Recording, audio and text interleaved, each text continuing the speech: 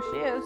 Henny Warner answers the phone from someone who has not seen freedom in 25 years. This call is from a corrections facility and is subject to monitoring and recording. On the other end of the line, her niece, Tasha Mercedes Shelby, calling from inside Central Mississippi Correctional. So, I went to my interview with the 1A program, and I was accepted You were? And how long does it go for? for 6 months. Wow. Yeah. Well, maybe you'll be home before then. You won't be able to finish. Amen. Yes. Manifesting a prison release that may never happen. After a jury convicted Tasha of murdering her 2-year-old stepson, Brian Thompson, at this trailer park in this bedroom in Biloxi, Mississippi in 1997. What was your reaction when she got arrested? It was just absolute shock.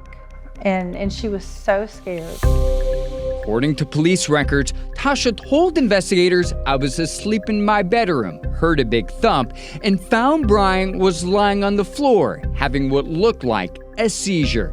But the state's medical examiner ruled Brian's death a homicide, telling the jury the boy died from blunt force injuries to his head, caused by shaking. Prosecutors called it shaken baby syndrome. The jury sentenced Tasha to life in prison without parole. She was 25 years old with no prior criminal record. No one shook this child. No one abused this child. The jury was relying on the wrong information. Valina Beatty is Tasha's attorney. Earlier this year, she filed a petition in federal court asking a judge to dismiss the case and set Tasha free after uncovering new evidence from an unlikely source. Dr. Leroy Reddick, the same medical examiner who ruled the child's death a homicide, changed the death certificate to an accident in 2018, 18 years later. How rare is it for a medical examiner to change a death ruling? Incredibly rare. Dr. Riddick testified in hundreds of cases. He performed autopsies in even more cases. And this is the only case where he changed his opinion. Today, Dr. Reddick can't say why he changed Brian's manner of death. He passed away 2 years ago. Nothing but the truth to help you God. I do. But he did explain himself in this recorded deposition in 2017. If you could tell the prosecutors or the detectives something different today about the results, what would you say? That I made a mistake on my conclusions, and that given the information I have now, that the child died from hypoxic encephalopathy with herniation due to seizure disorder. A brain injury due to a seizure disorder, remember, is exactly what Tasha told police she witnessed Brian suffering from after falling from his bed. Well, we thought, they're going to let her go. There was no homicide. You can't keep someone in prison if there's no homicide. And they're not letting her go. Why isn't she free? The judge ultimately decided that he believed the testimony of Dr. Riddick at trial more than he believed the testimony of Dr. Riddick at this hearing, that he simply wasn't convinced. The twists and turns don't end there. We've uncovered the medical examiner isn't the only person involved in the original trial who believes mistakes were made. I think about that too. Enter Daniel Mullen, juror number 42. He's one of the original jurors who not only voted to convict Tasha, but wanted to see her sentenced to death. The first time around, it was a unanimous vote that she was guilty. 2 decades later, Daniel now believes Tasha is innocent after learning about Brian's disorder and the family's history of seizures, details he doesn't remember as a major part of the case. According to court records, Brian also had an appointment scheduled with a neurologist before his death that he never made. All of this resonates with the former juror. His son suffered from violent seizures as a child. A baby with seizures? When I start talking about seizures, I tear up. And it's something you don't want to see. Knowing what you know today, would you have convicted her? I never would have convicted her, never.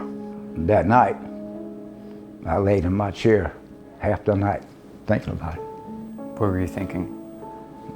If we made a mistake, it cost that girl 22 years of her life. While Tasha waits for a new judge to rule on her case, we've uncovered at least 21 people charged with crimes connected to shaken baby syndrome diagnoses that have had their convictions overturned since 2019. Why were most of their charges reversed?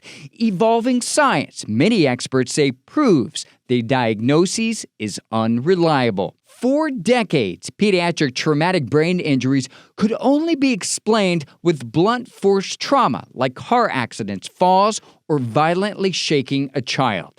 Today, new science shows those same injuries can also be linked to illnesses and biological issues like seizure disorders. Had all sorts of examinations. Dr. Riddick said the change in science compelled him to change Brian's death certificate. Severe seizures that are lasting for a period of time, that the brain stem is shut off and you don't breathe and you get hypoxia. You don't get enough oxygen to your brain and you die.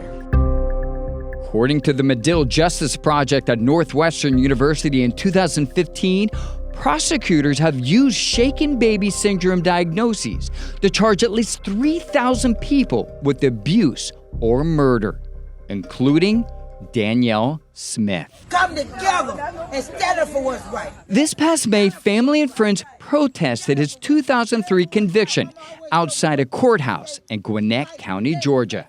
It is wrong. Let him go. Danielle is serving life in prison for shaking his 2-month-old son, Chandler, to death. If that was your son being in prison for 20 years for something he have not done, what would you do? Today, a pediatric neurosurgeon believes the child's death was caused by trauma during birth. Born premature at 35 weeks, court records show about a month before his death, Chandler's mother called 911 after she thought he had a seizure. She said paramedics dismissed her concerns. I know deep down in my soul that he did not do this. Latasha Pyatt is Danielle's fiance.